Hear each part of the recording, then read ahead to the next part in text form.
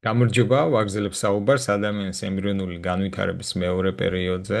როგორც გვახსოვს, წინა ლექციაზე ვსაუბრობდი მეზოდერმაზე, მის სტრუქტურებზე და მისგან მომავალ ორგანოებზე. დღეს უნდა ვისაუბროთ ძალიან მნიშვნელოვან პროცესზე, რომელსაც ნეირულაცია ეწოდება. იგი განვითარების მეორე პერიოდს ეკუთვნის და მეოთხე კვირიდან იწყება. მნიშვნელოვანი არის იმითი, რომ ამის შედეგად ყალიბდება პერიფერიული და ცენტრალური ნერვული სისტემა. ცენტრალური ნერვული სისტემა კი ჩვენი ორგანიზმის ის ნაწილია, რომლის საშუალებითაც ჩვენ ახლა ამ ყველაფერს ვიაზრებთ და ვისმენთ. კარგით, განვიხილოთ ახლა ეს ფოტო. ამ ფოტოზე ჩვენ ხედავთ სხვადასხვა კვეთებს, როგორც ხედავთ, აქ არის ფრონტალური კვეთი, ჩანასახი გაკვეთილია მარჯვნიდან მარცხნივ მაგალითად. აქ ეს ფირფიტან გადიდებული არის, მათ შორის კი ეს ფოტო, ეს ნაწილი არის ზეთხედით ნაჩვენები, ანუ ამას რო უყურებდეთ ზემოდან. და დინამიკაში არის ეს პროცესი ნეირულაციის. განვიხილოთ კონკრეტულად აქ ნაჩვენები პროცესი და შემდგომ უკვე თუ ამ ნაწილებისგან რა ორგანოები და ორგანოთა სისტემები ყალიბდება. ნერვული ფირფიტა ჯერა ესეთი ფირფიტის სახით არის წარმოდგენილი. ანუ აი ეს ნაწილი არის, როგორც ხედავთ, აი აქ კრანიალურად უფრო განიერია დასაწყისისათვის. ნუ აქ ქვედა ნაწილში, როგორც ხედავთ, პირველადი ზოლი არის, რომელიც საბოლოო ჯამში უნდა ალაგდეს, როგორც გახსოვთ, ამაზე ვისაუბრეთ. ქვემოთ ნაჩვენები არის ქორდა, რომელზეც უკვე ვისაუბრეთ. და ახლა რა ხდება? ეს ნერვული ფირფიტა დინამიკაში მეოთხე კვირიდან, რა თქმა უნდა, იზნიქება შიგნით და ღარს წარმოქმნის, აი ესეთ ღარს, რომელიც შემდგომში უნდა დაიხუროს და მის ქვედა ნაწილში წარმოიქმნება ნერვული მილი. და ზედა ნაწილი, გარკვეული პერიოდის განმავლობაში არის ღია, შემდგომ იხურება და ნერვული ქედი არის, აი ეს ლატერალურად განთავსებული მარჯვნიდან მარცხნივ და ეს ნერვული ქედი შიგნითა ნაწილში გადანაწილდება და მისგან გარკვეული ნერვული სისტემის ნაწილები ვითარდება. აქ ასევე ხედავთ მეზოდერმას, რომელზეც უკვე დაწვრილებით ვისაუბრეთ. აი სომიტები არის წარმოდგენილი, ქორდა, აი ზეთხეთშიც აი კარგად ჩანს, როგორ ფართოვდება ეს კრანიალურ ნაწილში, კაუდალურში კი ვიწროა. და ახლა აქეთ ამ მხარეს ძალიან საინტერესო პროცესია და ეს კარგად უნდა გვახსოვდეს, იმიტომ რომ შემდგომში რო არ გაგვიჭირდეს თვითონ ემბრიონის სტრუქტურა როგორ წარმოიქმნება. ანუ კონკრეტულად რა ხდება? როგორც გვახსოვს, ეს არის ამნიონის ღრუ, ეს არის ყვითრის პარკის ღრუ.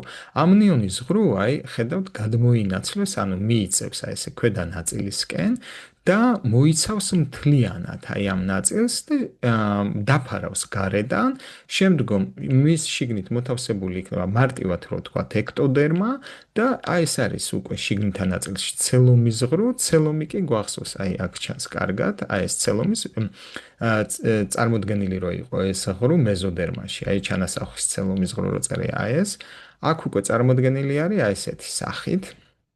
და როგორც ხედავთ, ეს არის მეზოდერმა, აი მთლიანად მეზოდერმა არის და ეს არის ენდოდერმა უკვე შიგნით მოქცეული. ეხლა აქ მიმდინარე დანარჩენ პროცესებზე შემდეგ ლექციაში ვისაუბრებთ და ახლა უნდა განვიხილოთ კონკრეტულად თუ რას მივიღებთ ჩვენ ნერვული მილიდან და ნერვული ქედიდან. დავიწყოთ ნერვული ქედით. ნერვული ქედი ძალიან მნიშვნელოვანი სტრუქტურაა.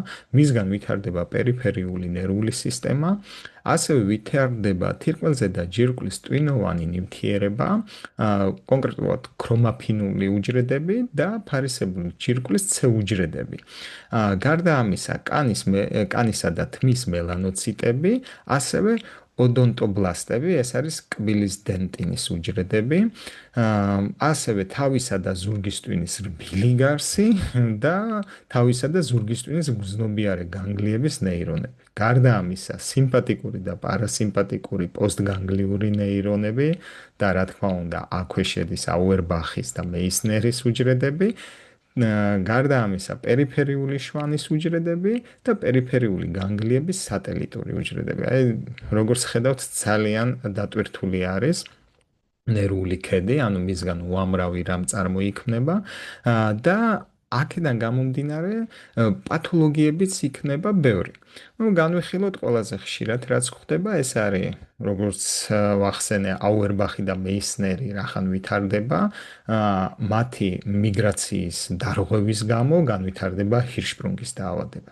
ასევე ვითარდება დი-ჯორჯის სინდრომი, ეს უკვე ქრომოსომული დაავადება და კონკრეტულად, უბრალოდ მოკლედ რო ვახსენოთ, ეს არის თიმუსის და ფარისებრ ახლო ჯირკვლის პათოლოგიები, ასევე ვარდენბურგის სინდრომი, ეს მელანოციტებთან დაკავშირებული პათოლოგიაა და ნეირობლასტომა, რომელიც არის ონკოლოგიური პათოლოგია. რაც შეეხება ახლა ნერვულ მილს, ზოგადი განხილვით ჩვენ ნერვულ ქედს მოვრჩით და ნერვულ მილიდან ყალიბდება CNS.